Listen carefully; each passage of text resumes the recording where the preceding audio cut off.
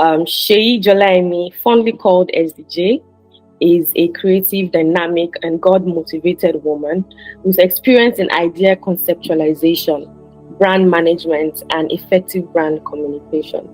Her skill set spans branding, coaching, business mentorship, problem solving, designs, and so on. Sheyi Jolaimi wears various hats and excels beautifully at them all. She is an idea development expert, certified to develop innovative ideas for new companies. So you know that you're expecting somebody huge. SJ is a mentor and a life coach, distributing to capacity development and mind reorientation.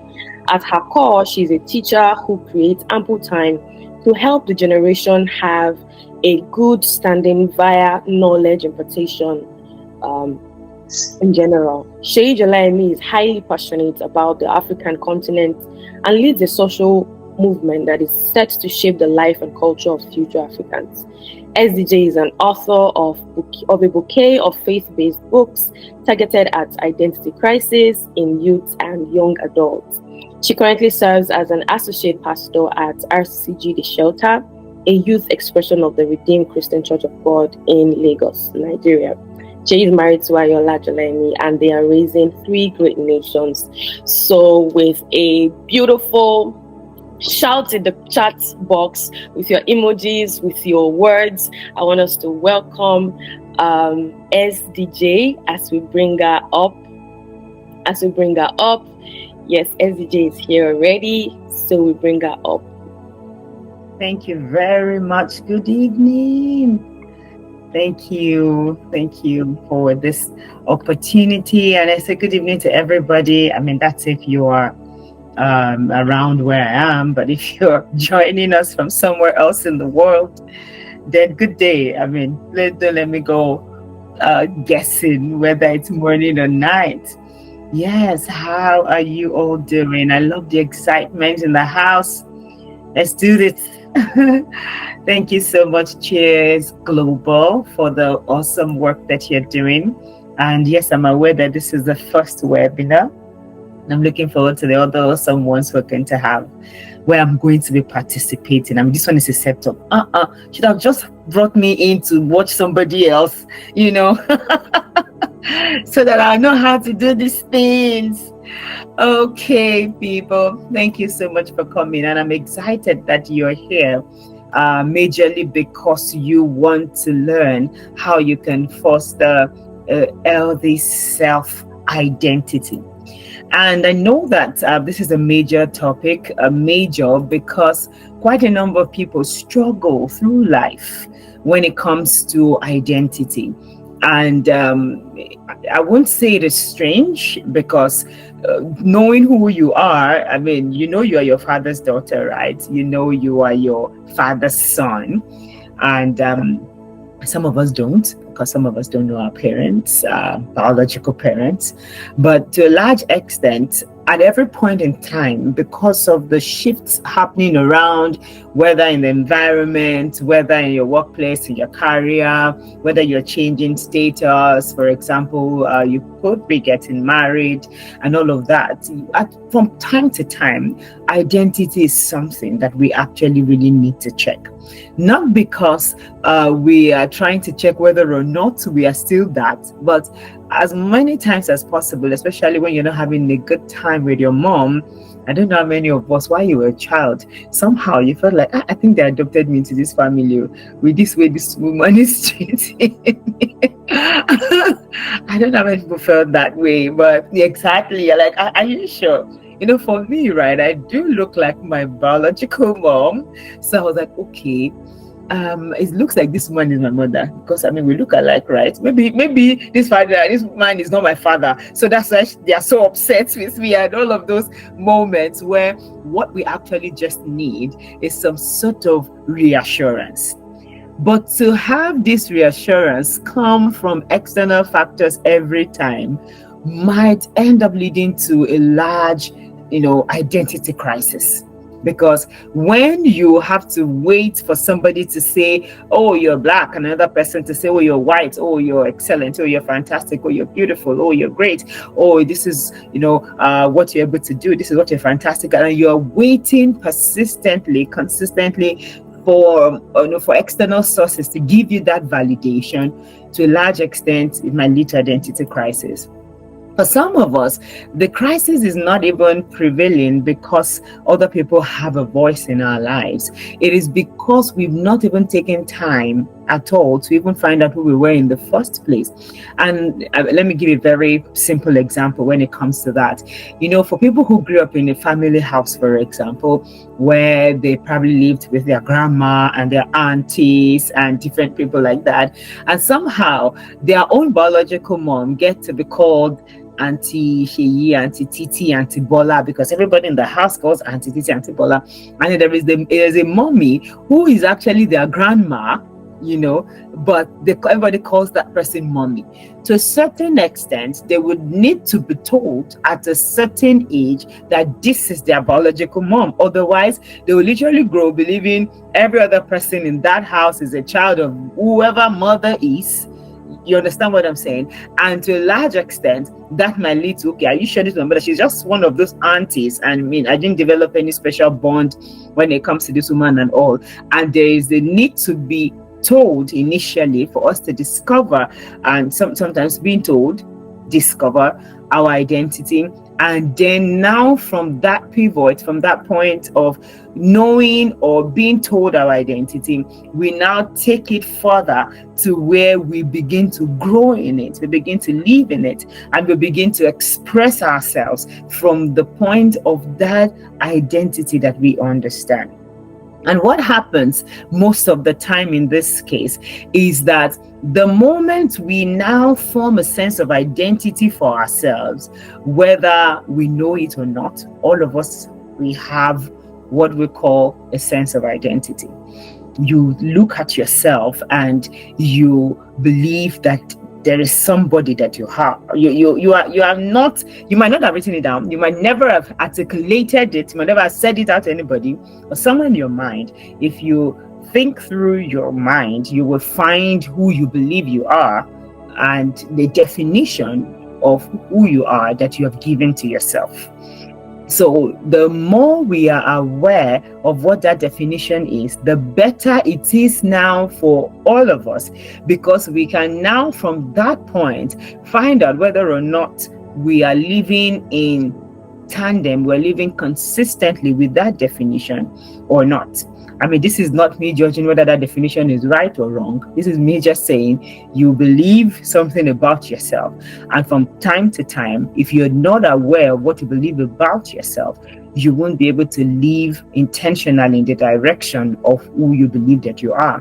And a simple analogy, a simple example for that, if you believe that your father being the king, you're going to be the next person to the throne, whether as the king or the queen, if you don't remember that that's who you are, then you won't be able to live as the heir apparent. You won't be able to make intentional skill acquisition or lifestyle changes that prepares you for that throne. That's what I'm saying. So now, if you erroneously believe that you're heir apparent and you are intentional about that thought, then it means that no matter where you are, no matter the lifestyle you're living, you will intentionally want to live like you are heir apparent. So that is what our sense of identity does to us. It actually propels us, it moves us in a certain direction. And that's why, Bible says, as a man thinks. So this is not about whether or not it is true. As long as it can sit on your mind, whether or not you are conscious of that thought, then that is who you are. And that is why this conversation is not only going to go in the direction of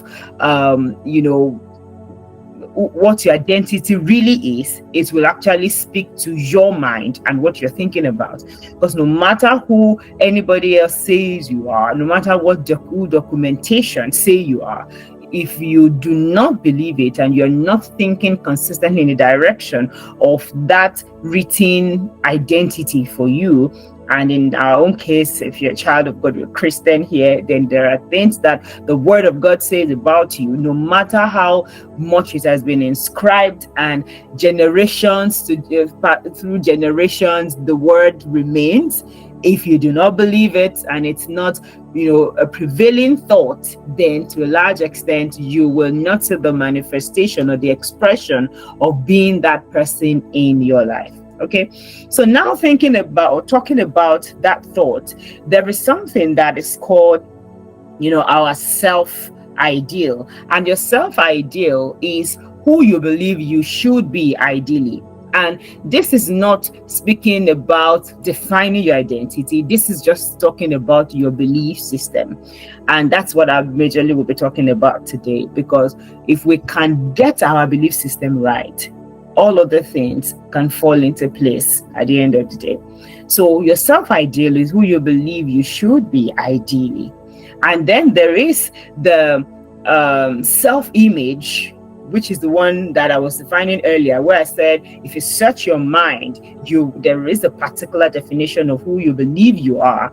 And somehow, whether you're consciously processing it or not, there is someone in your mind that you believe you are. So if someone should ask you, who are you? Who is Sheyi Jolayemi? There's a description that you will give based on what you have on your mind, and that is your self-image. So the self-ideal is now who you think or who you believe you should be. But more often than not, our self-image and our self-ideal is quite far apart. And that is what propels us to continually work on ourselves. That is what propels us to continually grow. That is what propels us to continually desire to move our life forward. Now, if you look at yourself and your self-ideal is exactly your self-image, then it means that there is nothing else you are looking for in life. There's no change. There's no difference. There won't be any motivation to grow, any desire to change in any direction. So you will be satisfied with where you are and you will be okay. And to a large extent, I tell you for real that if that is where you are, your self-esteem is going to be very high, whether nicely or not nicely, but it will be high because you're full of yourself. You are the next, nice thing after fresh bread or after fried plantain for those who are plantain lovers. You are just, you are all that. That's what you believe, and there's nothing to change. No matter what anybody says, change, do this better, you can be nothing. You are all that. That's what you think. So as much as possible, I want to encourage you that at least there should be an image of yourself that you have that should be far away from the ideal person you believe you are, so that then you are working towards something. And that is one thing that keeps growth happening in our lives, because for every step we take, we see ourselves get closer to our self-ideal, and then we are changing, we're growing in direction of that image we have on our minds that we believe ideally we should be. Now, our self-ideal is not constant, and I will explain. For example, a 10-year-old might look and feel like ideally I'm supposed to be in primary 6. I'm supposed to have a football. Ideally, I'm supposed to have, 2 younger siblings, whatever ideal is in the mind of the 10-year-old. But by the time that 10-year-old is 15, the ideals are going to be different. What they believe they should be. And that's the same way your ideal is moving. And the moment you are changing and your self-image is changing to the direction of the ideal that you had. But your ideal should continually change. So your ideal should always continue to move, and that is where we can now say a person of vision, and it is healthy for it to move. If it's not moving, there is a problem. So there should be that ideally I should be here, ideally I should be here. And now I said I'm speaking to mindset, not exactly specifically your identity, because if you get your mindset right, sitting in your identity will not be so much a daunting task. So now, when you now see yourself as a person who constantly takes a step away from your current self-image into another self-image, a step closer to your ideal, then your self-esteem stays healthy. In a sense that if somebody notices that, oh, there's something wrong with this, the way that you talk, because your self-ideal doesn't talk like that, it's your self-image that talks like that, and you are consciously working towards your self-ideal and you are taking steps, you will easily nod and say, yes, I know, I'm working on it. And you wouldn't feel attacked, you wouldn't feel judged, because you have identified it yourself, and you're like, oh yeah, great, that means you are very observant. In fact, you are excited that somebody can see it in you, and they can say, oh, you used to talk, but I can see that there's improvement to your talking. You're like, yeah, so we're not where we want to be, we're not where we're going yet, but we're making progress. And that gives us healthy self-esteem, because we can now say, oh yes, I'm work in progress, and I'm not trying to hide, I'm not ashamed of what I have found about myself, because every of those is now, they are now area of improvements for me, that I might even quickly, easily want to run to someone to say, help me with this, help me with that, I need this. And then you're not trying to say, oh no, that's not me, because you know that saying that's not you is not consistent with what you're working with. So your life is more balanced. It doesn't speak to, I'm perfect already, don't try to change me. In fact, it is more of the attitude of, yes, that's it, that's what we're working on, so is there any way you can help me, kind of attitude, without necessarily saying it. And that, for me, I believe will give you a very balanced self-esteem that continually increases the more you work towards becoming your ideal self. That ideal self is the person on your mind. If you're just joining us, I hope you won't be asking us what the definition of our ideal self is, because we didn't define our ideal self. Our ideal self is somewhere in our minds individually. We do have that image of who we believe we should be ideally. Okay, so now speaking about self-esteem, it shows us that if self-esteem is the gap between our self-image and our self-ideal, then if we work to build a healthy self-esteem, we will get closer to building a self-ideal, and we will become more confident with our identity, because it means that we are paying attention to who we are, and we are paying attention to who we are becoming, and we are paying attention to the journey that is taking us from where we are or who we are to who we want to be, or to who we are becoming. Because sometimes your journey, you can also see that this is in phases, is in steps at a particular time, and that's when you can say, okay, by 2030 I will be this, ideally in 2030 I should be this, ideally by 2050 I should be that, but currently it's still 2024, right? So I'm not pushing myself to become 2030 image yet, but I'm not slowing down also to say, oh, 2030 is still far, so I am not working on myself. And I believe that someone who has a very healthy, very strong self-identity is not the person who stops working on themselves, because our identity more often than not is in the crude form. Very crude. I mean, I can pick it by saying the Bible says that we should not conform to the pattern of the world, after the Bible has already told us that we are new creature. So there's a transformation that has happened when we give our life to Christ. And in case you haven't given your life to Christ, you just got an opportunity to do that. I mean, life in Christ is beautiful.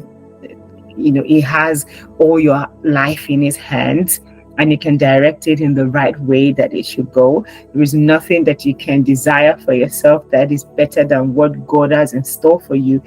Just try, just taste and see. Just send Chair Global a DM right now. They'll get you sorted. I promise you will not regret it. Okay, back to the topic.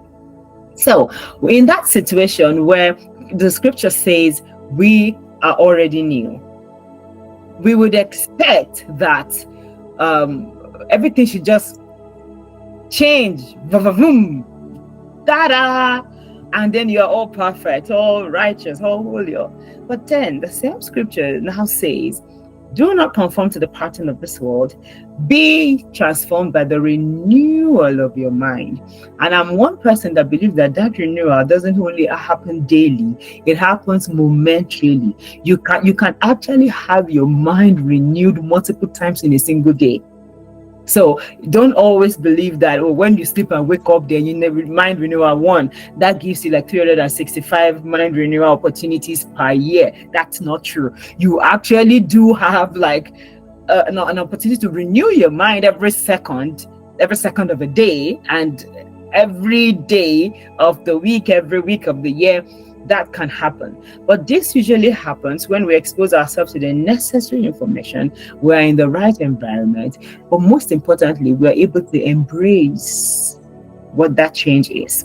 And I want to dwell a bit there, because I found out that continually we are making excuses for why we are who we are. And I promise you, there are so many excuses that are valid. Let's start from the exchange rate of the naira to the dollar. It's the reason why you don't have that certificate, right? It's the dollar. It's the economy of Nigeria. It's not your fault, right? Yeah, fantastic. Then the other one is that there was this maths teacher that you had while you were in SS2 that was so mean, and they sent you out of the class. It's the reason why you didn't pass your, O levels, right? Yeah. And because you didn't pass your O levels, you didn't get into university quickly, right? It's not your fault. It's his fault. And that's how we can actually find valid excuses. Valid. And I'm not being sarcastic about the validity of it, because if the man wasn't mean and didn't send you out of the class, you probably would have stayed longer in math class, and you would have gotten your O-level math, and then of course they wouldn't have rejected you in that university who said math was compulsory, and you wouldn't have gone to that other university that you now stories. But what I'm here to say is that there will be things in life that will want to pull you down. That is how life is designed. Life is designed to have hurdles. That is why Jesus Christ said, in this world, you will have. He didn't say you might. He didn't say you can. He said you will have tribulations. And anything called tribulation is not sounding interesting. But be of good cheer. That's attitude. That's mindset. Be of good cheer, for I have overcome. So he's now saying there is an end that is already fantastic, but I need you to take a journey from wherever it is that you find yourself towards that fantastic end. So that means that we can say from all the explanation that I gave earlier that that's the end, the ideal. But there is an image, there is a current reality that needs to change in the journey of your mind renewal to take you to that particular direction. And that journey in a world with tribulation certainly means that that journey is not going to be friendly. And many of us want the soft life. I'm on the front row. For that soft life stuff, oh my gosh, I am on the front seat. I mean, please. I want the soft life, I beg. I was hot in stress. Why is it even hot in this country? Can we go to where, okay, we don't want to go to all those places that's very cold. So let's just find that perfect balanced place, that place where the environment is already naturally conditioned, and all of those kind of things. We don't have to stress. True, we want it, but that's not what life presents every time. And if we already have an image in our minds that there is an ideal is always something we're working towards.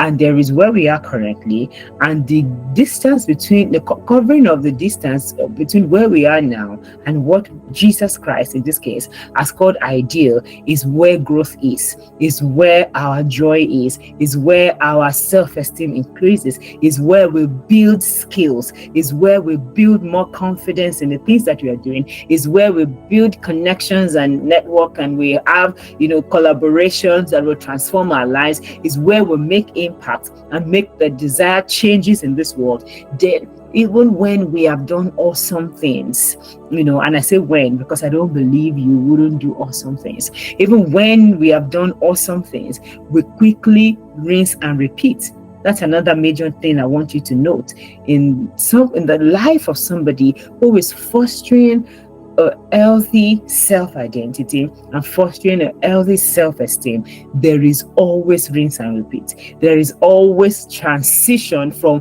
where I am to where I want to be, and then rinse and repeat it and do it again and again, as though every single day is the day of examination. The moment we start feeling like I have reached the peak of whatever, my self-esteem, my confidence, my career, my skill acquisition, my threshold for relationship and friendship, whatever threshold, whatever height we believe we have reached, and we have reached the threshold of it, there is no room for change, no room for growth. And anything that stops growing, definitely of some sort, begins to die. And if we're speaking healthy self-esteem or healthy self-identity, it has to continue to grow, and you have to continue to grow into it and sit better into it. Okay, so now self-esteem in its own way, we can say, is the confidence or the ability you have in your own worth. Your identity will be that worth, right? So I have confidence in my identity is what makes my self-esteem great. So what will I call my self-identity in this case? That worth you have for yourself, that value you believe that you have. And remember, I spoke about ideal. So no matter what, if not something is not in your ideal, it cannot be in your identity, in the level of your mind. It doesn't mean that that's not who you are. And you remember the analogy I gave about the heir apparent, right? You are next in line to be king, but somehow it just doesn't sit in your head. And if that is happening to you, then your mindset, your lifestyle will not be in that direction of that change, and you will not prepare to be king. But if you are not also next in line to be king, and you believe you are king, you believe you are next in line, you will make changes in your life in the direction of what you believe. And that thing you believe, back again, is the ideal. It's the worth you believe that you have. And your self-esteem is the confidence that you have in that worth. And that is what makes you continually pursue that worth. And it's a growing process, like I said earlier. And self-esteem speaks to your self-respect. If you cannot look at yourself and respect who you are, then you are looking at yourself from a faulty lens. And it doesn't mean that everything you do, you will be proud of it. But back to what I said earlier, if you continually take steps, however little, to move in the direction of your ideal, then you will certainly respect yourself. Because ideally, the image you should have in your mind about who you are should be a person of worth, a person worthy of respect, and not the negative one that sometimes could plague our minds. And I hope we'll probably be able to talk one or two things about that during question and answer time, if anybody has a direct question in that line. So self-esteem is how you value yourself, how you perceive yourself. And it's now the journey towards your self-ideal as well, because the image you have of yourself now might be great, but it is less than who you believe you are ideally. And if you don't have anything that you believe about yourself, then I want to say to you that if God of heaven can value you, and it can say that it will never leave nor forsake you, then what is waiting for you to do is to see that same value in yourself. He has engraved you in the palm of his hands. Certainly it's because you are that person of importance. And if you can be important to God, who has all the other billions of people on earth, then there's something what discovering inside of you, and all God is waiting for you to do is to sit into who he has called you. Sit with yourself. That's one thing many of us don't do. We don't like to sit with ourselves. We quickly sit with other people to have the conversation about us. What do you think? Do you think I am? If it's about you, you should ask yourself first, and you should be kind to yourself in the kind of answers that you give to yourself. Earlier, I was talking about, are you a born again Christian or something? Have you given your life to Christ? Well, Jesus Christ went all the way to the cross to pay his life for your sins. And he did that because you are worth it. So you can't continually talk yourself down. I can imagine that if you see somebody worthy enough to have your life, so you are like, you know what, I'm going to die for you to continue to live. So you make that decision and you die, and that person is now living, and you are now on the other side and you are looking at them and they are like, I'm nothing. You are kidding. But that Jesus is not saying give me the life back, but that's the truth. This is not trying to railroad you into some religious conversations. That is the truth. Jesus Christ believes that you're worth it while you were still living in sin. Before you were born, before you came into the sin, it looked to your life, it saw the beauty in you and went all the way to die to redeem you at that time, to say, so whenever you come, whatever you do, I've already paid. Nothing, I've got this one covered. And that should boost your self-esteem. And one major part of self-esteem is our confidence, as I said earlier. Our confidence comes when we speak to ourselves with value. What are the things you say to yourself? Even when you're quiet, what thoughts run through your mind about yourself? Remember, I said earlier that the Bible says, as a man thinks, so is he. Proverbs 23. You can't keep thinking something else and believe that another thing will happen. What you spend your time thinking about, that is the direction that your life will go in. That's the direction that your energy, your best resources will flow in. And you don't want to be expending your best resources in the wrong direction. Okay, I spoke earlier also about sitting with yourself. So that's another point I want you to note. If your self-esteem is going to improve, you have to become more self-aware.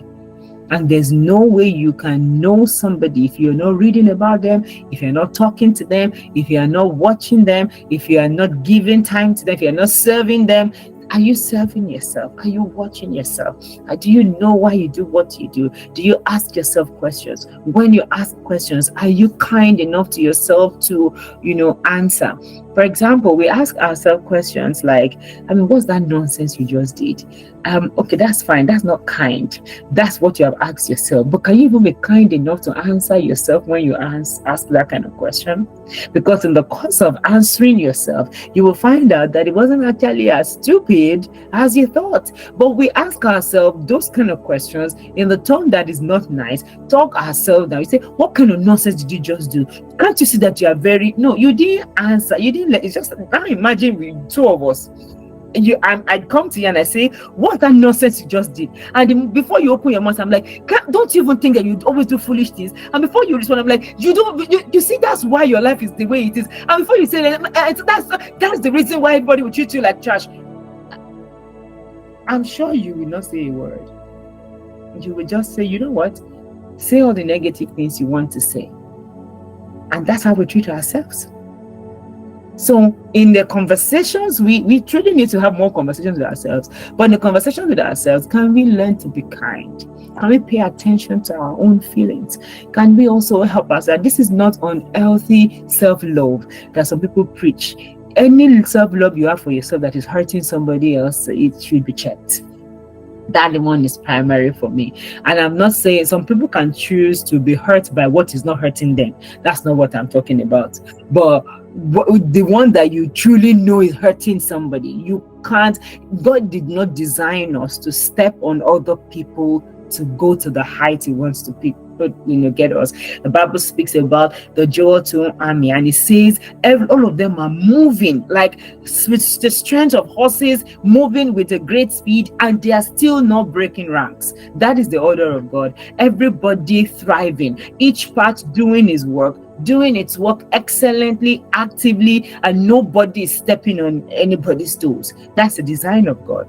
But yes, as human beings, we fall short of that from time to time, and that's where forgiveness comes in. That's where we need to agree. Shall two work together except they be agreed? Okay, so we now need to have conversations because our ideology, sometimes might not be in alignment. We grew up in a different part of town and all of those kind of things, and then we speak we agree, and then we channel that energy of agreement in the right direction.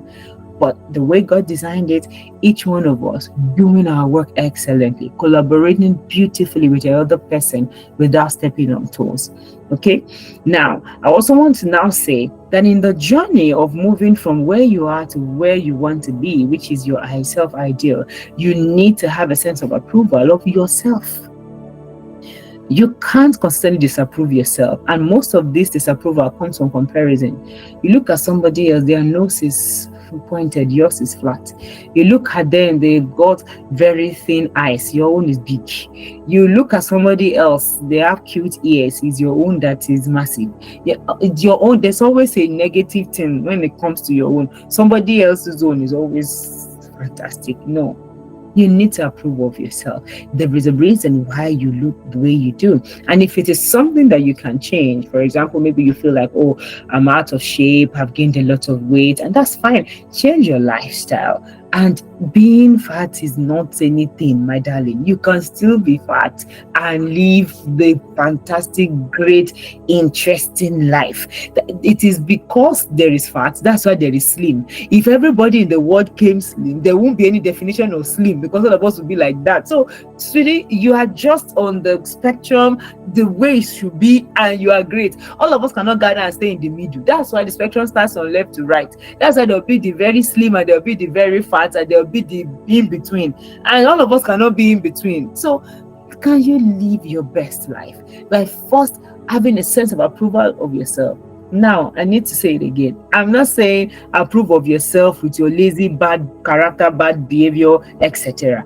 I'm saying on this journey of moving from your current place to that ideal place, on this journey of making intentional steps to move yourself, move your life, take opportunities that is improving your life, approve of yourself. And that approval is important because each one of us will work a different path, walk a different journey. So if you're not approving of yourself and approving of the changes, what I am struggling with, you might have gotten, way past it as far back as 10 years ago. And what you are struggling with might be what I, eat for breakfast and I'm okay with. So we can't keep feeling like somebody else's life would have been better if I was doing something else to somebody, my life would have been better, and all of those things that consistently just plague our minds. We need to stop it.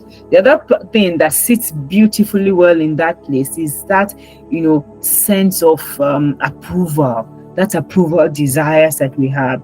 And it's fantastic for people to love you and approve you. But I assure you that everybody in the world cannot love you or approve you.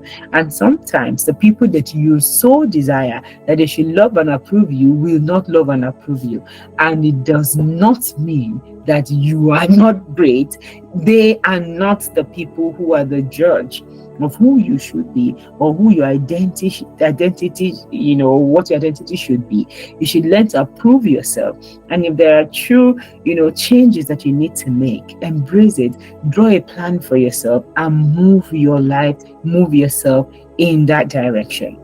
And then finally, what I want to speak to now is that you now need to have what I would call a sense of value. Now we've spoken earlier about your sense of approval for yourself, a sense of value. Sense of value would allow you look at yourself, assess yourself, objectively, and you can judge how much value. There's this thing that they say these days, they say, what do you bring to the table? What do you bring to the table is not a question that anybody should ask you. What do you bring to the table is a question you should ask yourself.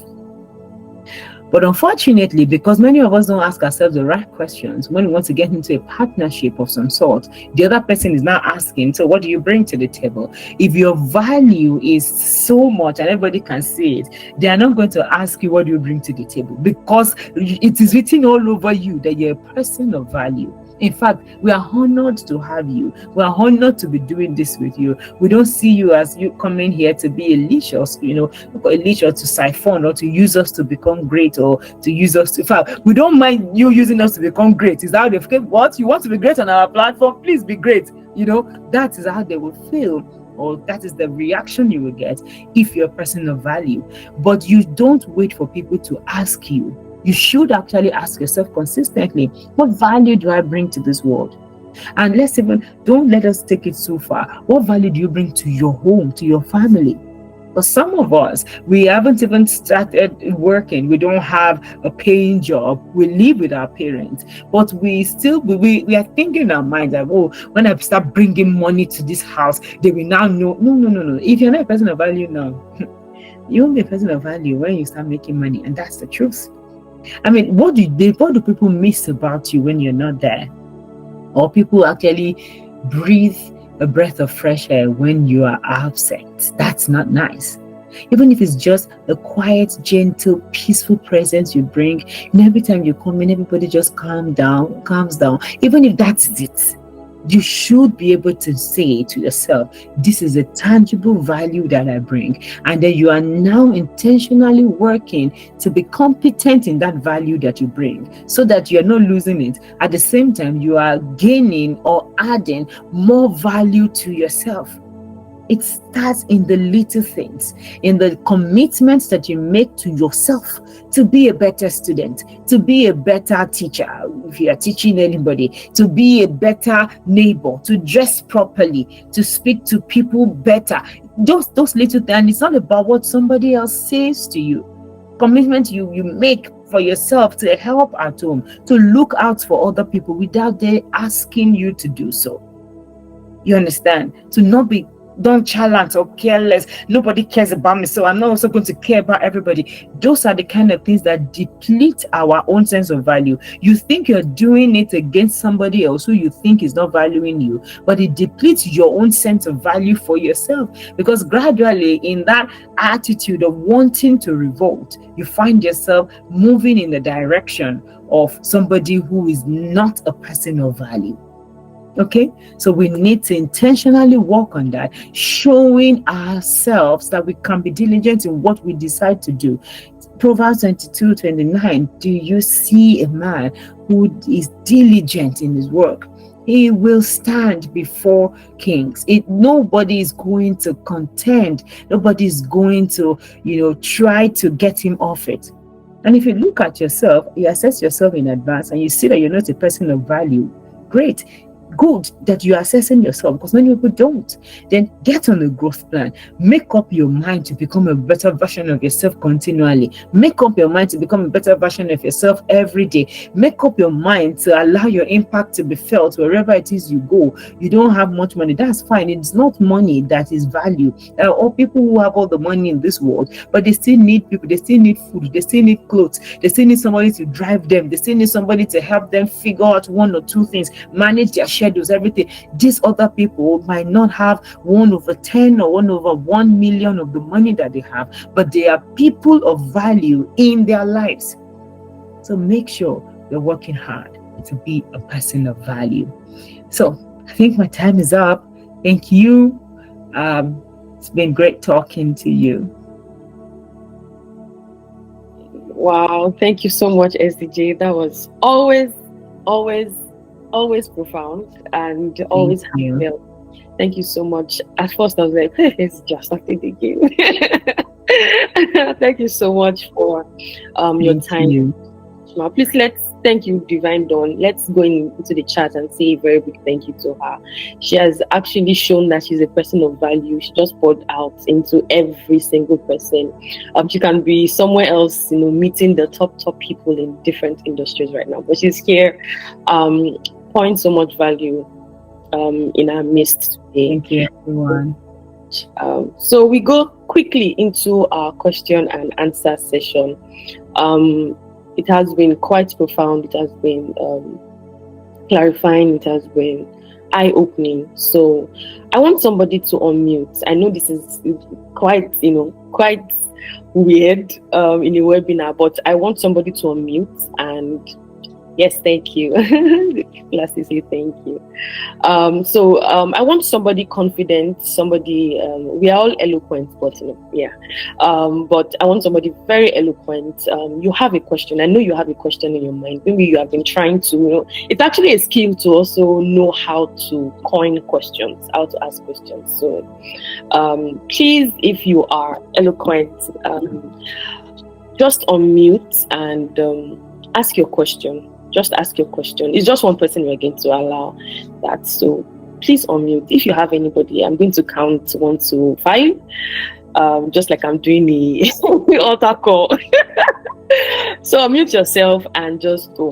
1, 2, 3. Don't be shy. 4, 5. Okay, so nobody unmuted. So it doesn't mean that we are doing something very huge in this place, facing you guys talking and not even...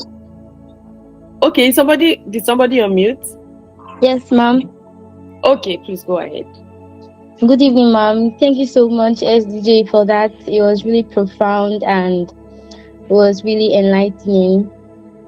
All right, so my question is, you mentioned that people don't have to ask you what you bring to the table. They have to see what you have already. They have to see that you've got value. So they would usually ask you what you have to offer if they don't see that you have any value, right?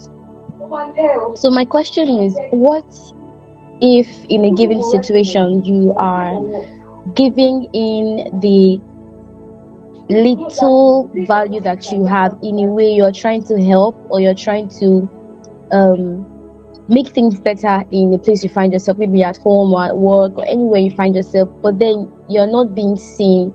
So it feels like for some reason that you're just not being seen, like you're invisible, and then you start to get frustrated, like, I'm actually giving you this thing that I wouldn't do for anybody, but you're not seeing it. So it feels like the more you're trying to bring in a part of your value, that the more you're being what's that word now? The more you're causing trouble, yes. So it just feels like you're trying to make things better, but at the same time, what you're trying to do to make things better is causing trouble. So nobody's really seeing that you're giving your best, you're giving something that they wouldn't get anywhere, and they just don't see it. What do you do in that situation? All right, thank you, Divine. You see, the fact that you're giving value doesn't mean everybody will say it. But everybody who needs the value that you give will say it. 1. 2, the fact that people see the value that you give does not mean they will acknowledge it positively. And it's also part of, the journey that all of us should talk about. I thought a bit that I probably speak to, some sort of mental health and trauma, but I know that if we open that can tonight, we will just be here till tomorrow. Some people are broken in their minds, that they don't believe that it is healthy for you to hear from them that you're doing great. And I think to a large extent, it is because if people tell them they are doing great, they probably will relax. 1 or 2, because they did great and nobody ever said to them they did great. They have also now been wired or been conditioned or been bent over backwards in a way where they don't see telling people that they did great or they did far or they're doing great is a thing to go or is a way to go. But so I'm trying to find the balance between you are really giving value and people are not recognizing it, and sometimes you're not giving value and you think you are. So I think that you need to find a balance and you need to be listening. I'm trying to imagine that let's say the value you bring is arranging the space. So you say home. So when you get home, you probably get into the kitchen, make meals for everybody, clean the slab everywhere. You arrange the sitting room and sweep, mop the floor. You step into the rooms, you see laundry that was just brought in, you fold, you iron and all. And it seems like you never do enough. And you think you're really doing a lot of work and you're keeping everywhere together and nobody sees it. Now, I'm trying to imagine that you now probably go to school, maybe you go to university and your corner in the school is always tidy. your bed always laid. In fact, you could even go to the corner of your friends and say, why are your clothes all like this? Let me help you fold it and all of that. Within a period of time, you will find out that you will have comments from your friends in the class or something, or you go and stay with another family member for a week or something. You will have comments from those people that says, oh, you arrange space so well and all. And that can help you to see that you truly do it well. Because if you are doing something fantastic and the only person who makes comments in that direction consistently says it's not good, you might also begin to believe that it's not good. But sometimes it is really not good enough, and it is all saying, hey, this is the best that I can give, this is the best I can do. That's why. And that mindset of, no, can't you see that I'm giving my best, that mindset of can't you see that I'm giving my best will keep you from giving better work. And that's why I said you have to find the balance between, yes, I'm work in progress. I know I can clean that space better, and that's what I'm working on. I'm working on how I can get that place cleaned in 5 minutes as against the 15 minutes that I'm using currently. So if you are consistently working in the direction to improve yourself, any criticism in the direction of who you are now is embraced more than the criticism when you are not actually doing anything. And if you now decide and say, oh, can't you see I'm working on myself? In fact, cuckoo kill me. Then it means that you will not intentionally continue to make progress in that direction, and it will truly become glaring. So you can't take one person's word for it. It's one thing I want you to hold on to. But secondly, I also want you to now look at that.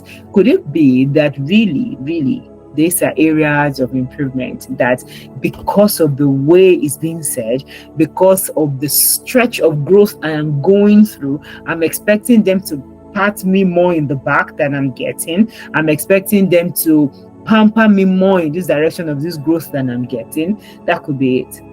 But to be honest, if you leave, and that's why there's that Yoruba adage that says, may we not know the worth of somebody. It's usually said in the direction of death, because when that person leaves that space, even if it's just a break of 1 week, and then the old dust settles, and the whole laundry remains unattended to, and the whole kitchen slab is a mess.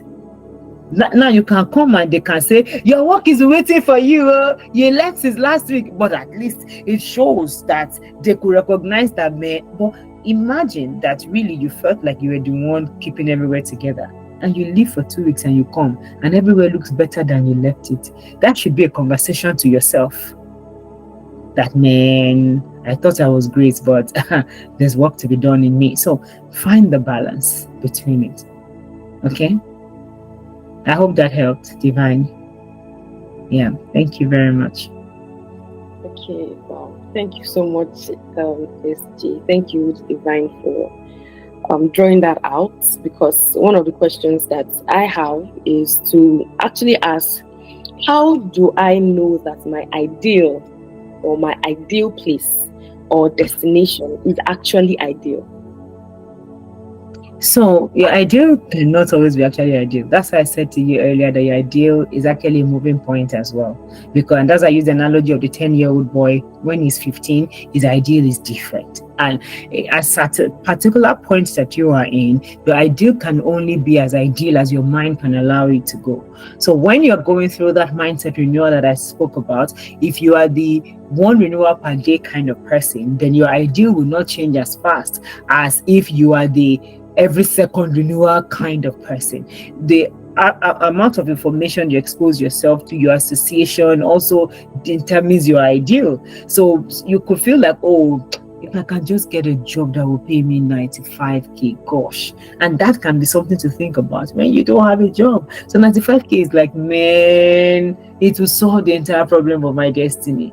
But if you are currently earning 950,000 naira, you cannot even, 95 what? That's not even an option. So your ideal pay, your ideal lifestyle is painting different. You think, I want to get an apartment if I can just get a 1-room self-contained, and that looks ideal for me in this time. Why? Based on what I'm earning. But now I'm married, I've got 4 children. If I am in self-contained, then it means something happened. We are going down, you understand? And at that point as well, I would say in my mind that ideally I shouldn't be here. But this is where I find myself, in this one room, self-contained apartment with my 4 children and my spouse. So now I will now consistently work towards that other ideal I have in my mind, where, oh, we're supposed to be staying in a 7-bedroom duplex. You understand what I mean? So the ideal will be changing. And that might mean that we moved from the 7-bedroom duplex to that 1-bedroom self-contained, but we don't lose the image of our ideal. So we can take it that, oh, it's just what is happening now. At least we're not sleeping outside. Let's keep our head here while I work, while I get a new job, while I work on the business, while I solve this particular crisis that has kept us in this situation. So your ideal just has to be far from your current. That's the best measure I can give to it, rather than there's no fixed ideal for everybody. You understand? And ideally, some of us should be driving Lamborghinis, but we know that the current situation of the economy is not giving us that opportunity. So currently, we are thinking of, okay, let me buy a Toyota Corolla, and then let that transport me from where I am to where I need to go. But I have an image in my mind that I'm earning so much at some point in my life where buying Lamborghini will now not be, anything to me anymore. You understand what I'm saying? And then we are consistently working towards that. So this now, and that's why I said I was speaking to mindset, because this affects your association, it affects your goal setting and your envisioning, it affects what is on your vision board, it affects how you relate with yourself, it affects the decisions that you make, the changes you make, it affects the people you begin to talk to, because if somebody's in the direction of your ideal, then you want to listen to them more. It affects the kind of events you will attend, because they're like, no, those ones they're not in the direction of what I see in the future. So once your mindset can just be fixed, then when we now speak about who am I, let me sit in my identity, what can I do, what's my next step, what next action step should I take, all of it is being drawn from this conversation of what's my ideal, where am I, and then what is the next thing I can do to move me closer to my ideal. I mean, the next thing within my control. Profound. Thank you, ma'am. So this moves me to the question of contentment. So yes, we are moving to the next level. We want something. We are seeing ourselves in a different light. Yes, I'm here at the moment, but there is something I want to achieve. So what is the line, or how do we draw the line between selfishness, and contentment? Rather than speak directly to selfishness and contentment, I will speak to what can bring us to contentment, because that is also hard to draw. And it's hard to draw because this is not me making excuses for people who might be living selfish lifestyles. It is because we are also conditioned in some way to be selfish, depending on the life that we have had. Some people have had it so rough, so tough in life that they do not know, but somewhere in their subconscious is a fear of becoming poor again. And they will find it hard to let go of things. They lose 500 naira and they are looking for it, and they're turning the whole house upside down. You're like, excuse me, guy, you've got 50 million. Why is this 500 so much? And then they're literally like with the pure water guy and saying, no, it's 19 naira 50 kobo, 50 kobo, and you're like, why are you fighting on the street for 50 kobo when you're in this kind of luxurious car? And they're like, no, woman. And that's not to say don't collect the money, but there is a part of you that might have even easily been able to give the guy the 20 bucks without taking the water, which is the benevolent side of you. But some people find it hard to unleash that part of them because they're like, well, when I was suffering, nobody dashed me anything. I need to count every money. I need to, what's this one is coming, that's coming. At the end of the day, they're thinking, where did I spend each naira? How did it go? And no, never. I cannot give any lazy man in my money, stuff like that. And it begins to now shape how they express themselves. But that could be a million and one other things. But when we now say what brings us to contentment, more often than not, what brings us to contentment is your why. And I guess probably some people are going to expect me to say about God, because the Bible says godliness with contentment. Well, we need to get practical about what godliness is, because godliness in itself is an intentional decision that you make to be godly. You now want to find out what does it mean to be godly, and then direct your life intentionally in that direction. So why are you doing what you're doing will allow us draw a line between your contentment and your selfishness, or your desire, your greed, your desire to amass wealth or resources to yourself. And your why is important, and it comes from the place where we all sit with ourselves. I want to get a better paying job. Why? I want to get on Forbes list. Why? I want to have only 2 children. Why? I want to move out of this neighborhood. Why? I want to get that next certification. Why? If you can answer your whys and you can judge your whys, you also need to judge your whys. Because if the why sounds great to you, and I'm not judging whatever decision you make, if it sounds great to you, then fine. But if your why tends towards selfishness and self-centeredness, then it already gives you that, alarm to say, fine-tune this why. So you might still have the same drive, but the reason why you are pushing for that drive is what makes the difference between contentment and greed, or contentment and laziness, or contentment and lackadaisical attitude, or contentment and carelessness. Because they're like, I'm not sending that proposal, Jerry. We hit the target of the year. That could just be lackadaisical attitude, not necessarily because you are content with what you have. But if your why is like, there are 1 million children that are going to bed tonight in a region in north central Nigeria, and I would love to feed them. That's my why. That's why I want to make money. How much would it cost me to feed 1 million children? Okay, so if I go for the cheapest food option, or maybe I'll be able to feed them with 300 naira. So that means if there are 1 million children and need 300 naira, please, somebody should do the math. How much is that? How much do I need? Exactly, I need 300 million. So I need 300 million to feed the children per day. So when I get a 300 million naira contract and I'm like, this is nothing, this is not meeting my needs, there's a difference. Why? Because 300 million naira now for what I only need, I'm like, that makes sense. But if I'm like, oh no, this was 300, I thought you were going to give me 3 billion, they're going to be like, you have 300. But I know, because now that's only to feed the children for 1 day, so why? And I'm now not saying I'm going to keep going and I will not. Okay, can I feed 300 out of the 1 million today? Let me start feeding as well, because that's another thing that I think we do. We have the goal, we set it, we are running after it, but we are not filling in the gaps between where we are and where that goal is. You don't wake up one day and have all that you need to be in your ideal self or your ideal life. You take a journey to the place. So whatever it is that you have in your hand, the prophet asked that widow, what do you have? Whatever it is you have in your hand is already a walking tool to move you one step closer. And you should be working intentionally with what you have. And that will now show me that, oh, yes, I'm still wanting more, but I'm not looking at what I have as nothing, because that could now breed some sort of laziness, or what will I call it?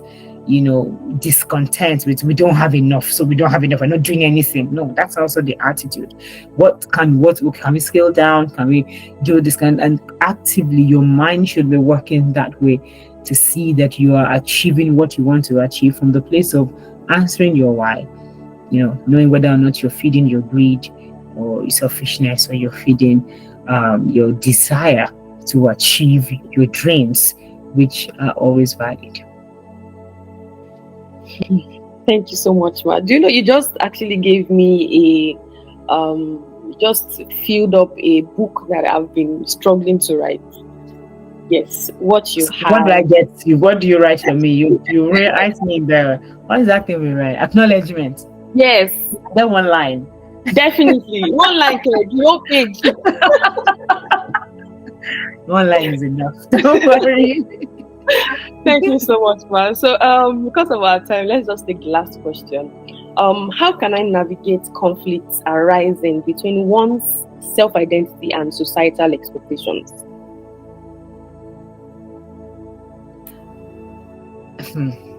So, to a large extent, many of us in the society who are in the society demanding this said and unsaid expectations don't even have a sense of identity.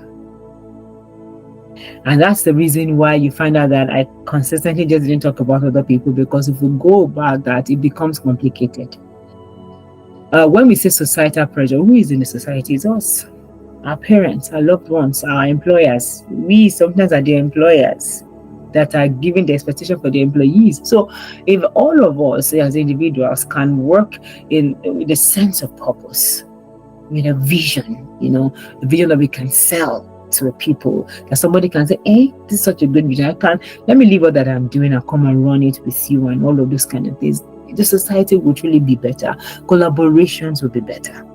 We will find it easier to pay more for what people are offering, because we understand what went into it for it to come out, even if the output is not perfection like we would have loved to have it. But it just seems like society is just, not even let me say I'm back again, because we are society. I want it perfect. If SJ came now and then she wasn't looking this bright, and every time she's dark, she said she was even dark.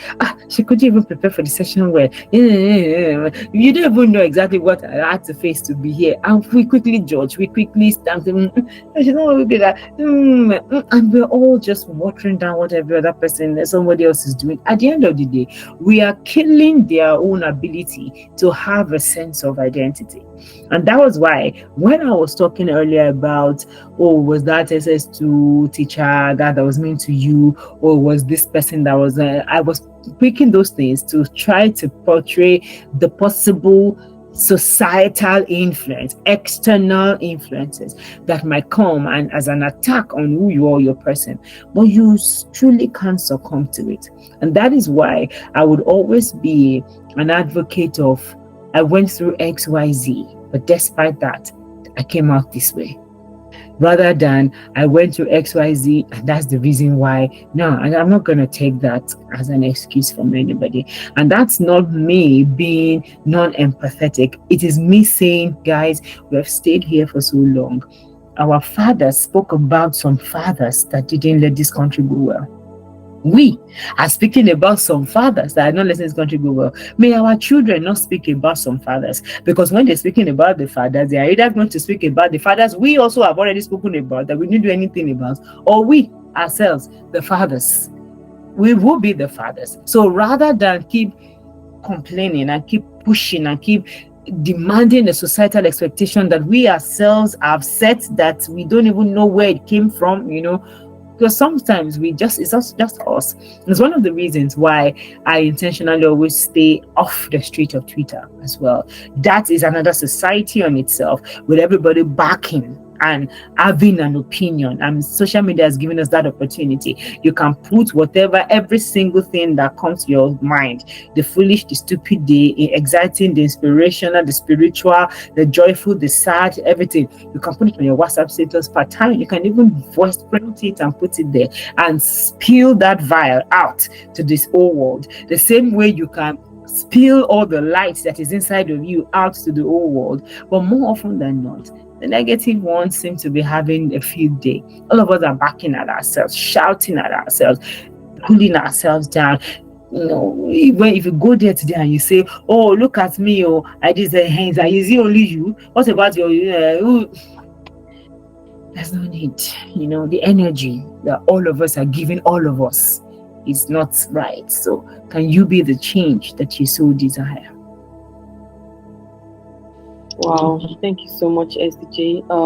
Please, in the chat box again, let us say a very big thank you to her for Thank you This so much for your wonderful. time. And I'm Thank sorry I came in late. My you. camera was trying to mess up, and I'm like, man, this gorgeousness. We need to see this beautiful face. Exactly. I'm also Thank grateful. you, Chess Global. Thank you Thank for you so having me. I'm really grateful. Thank you, Amy. Thank you, Ima. I see all of the love, and then that's my namesake. And yes, Dad, Joel, Divine. Thank you, everyone. God bless you. Thank you so So, much. permission to follow. Yeah, you can go out. All right. Thank you. Good night, everyone. Nice. All right. Bye. Bye. Okay, so how was that session? How was the session? I'm sure that it was awesome. To me, it was profound. It was enlightening. What I said is actually true. I've been struggling with a particular book. I have the title already, but I just did not know the content of the book. Okay, so before we're going to be closing this before 10 o'clock. So just a quick information for us. Definitely, there's going to be a replay. We're going to be uploading this on our YouTube channel, chessglobal.ng. So if you subscribed or registered for, as long as you attended this webinar, you're going to be getting newsletters from us by your mail. So when you get a mail from us, don't be shocked how we got your email. We know how to do those things. If you registered as well, we have your contact already. So we're going to be reaching out to you. So always check your mail. The world is moving from just Instagram and all. If you want to think like the 1% of the 1% of the 100%, you have to step up a little higher to, doing things that those people do. That's checking your mail, because really that's where the serious business goes on. And like she said, everybody's shouting at each other. Nobody's shouting at you in the mail. Everything is professional and one way. So yes, we're going to be having the replay, so you can easily go on YouTube. I think we might upload it on Instagram. I don't know if Instagram allows that, but we might upload on Instagram as well. So thank you so much for joining. I don't know if somebody wants to say something in the chat. Thank you, Divine. You said this was explosive, profound, and enlightening. Awesome session. Thank you so much. Thank you. So please don't forget to, if you would like to volunteer, if you would like to, collaborate with us, if you'd like to, just share something with us, whatever it is that you want to offer as value, like what SJ says, offer value to people. Don't let people ask you what you bring to the table. Bring the whole table, bring the whole, in fact, bring the table, bring the chairs, bring the conversation. Be the one that will change the whole world. Be the society that will change the narrative of whatever it is that you feel like, is pulling you back. Thank you so much, everyone. I think there's one other thing that I want to say that I'm missing, but definitely we are going to be reaching out to everybody. We are going to be reaching out to you. So always check your mail. We are going to always have gifts for you in there. We're going to always have gifts for you in there. Thank you so much for joining, and I think I'm going to just close the curtain here. God bless you for joining in. We'll be expecting you in the next 2 months, and check your mail. I'll keep saying that. We love you. Cheers Global. We will always root for you, and go and do great things. Thank you so much. We brought this webinar to a close. God bless you, and have a wonderful week as well.